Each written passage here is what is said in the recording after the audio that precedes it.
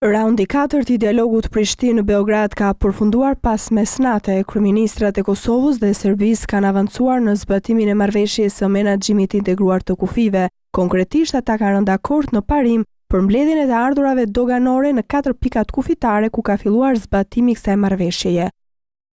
Gjithçka do të jetë në përputhshmëri me kushtetutën dhe ligjet e Kosovës. Kosova ka një njësi doganore dhe kjo do të respektohet në përpjekëri. Ne do të kryejmë fondin zhvillimor për veriun, një fond në cilin do të merr pjesë do të qeveria e Kosovës, edhe përfaqësuesit e serbëve në Kosovë, por gjithashtu edhe bashkësia ndërkombëtare. Lidhur me çështjen më të mprehtë atë të veriut të Kosovës, kryeministri Thaçi ka bërë të ditur se pala serbe për herë të parë ka marrë përgjegjësinë për shpërbërjen e strukturave paralele.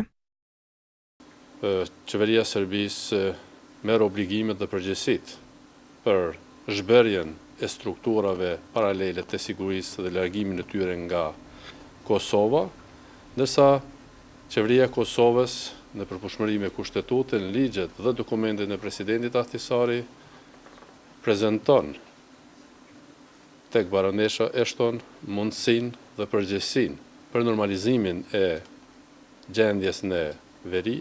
Ndërmjetësuesja e Bashkimit Evropian për dialogun, Catherine Ashton, ka paralajmëruar një dialog intensiv për në muajin shkurt. Kemi rënë dakord të zhvillojmë një raund intensiv të dialogut në shkurt, gjatë të cilit shpresojmë për përparim të rëndësishëm mbi çështjet që i kemi identifikuar, sipas konkluzioneve të dhjetorit të Këshillit të Bashkimit Evropian, thuhet në deklaratën e baroneshës Catherine Ashton.